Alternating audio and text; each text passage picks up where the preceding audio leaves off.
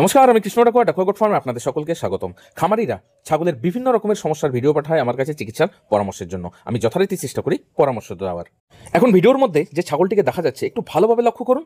সে স্বাভাবিকভাবে বসে থাকতেও পারছে না, ছেড়ে দিলে পাগুলো যেন উপর দিকে হয়ে যাচ্ছে।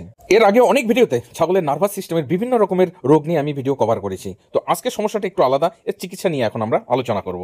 প্রাথমিক চিকিৎসায় যে সমস্ত ওরাল মেডিসিনগুলি ব্যবহার করবেন, সবার প্রথমে কোল এল সিরাপ 20 ml, নিউরোকাইন প্লাসভেট 20 ml, ইন্টাভিটা NH 5 ml, ইকেয়ারসে সিরাপ 5 ml, ইন্টামক্স 200 mg প্রয়োগ করুন। এই সমস্ত সমস্যা ইনজেকশনের ট্রিটমেন্ট করা খুবই জরুরি, তাই বলবো পার্শ্ববর্তী ভালো প্র্যাকটিশনারকে নিয়ে এসে চিকিৎসা করান।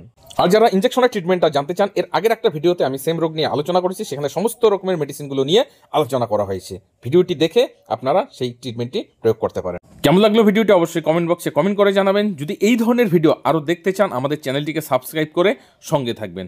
এখানেই বিদায় নিয়ে নিচ্ছি। সকলে ভালো থাকুন, সুস্থ থাকুন। জয় হিন্দ, জয় ভারত।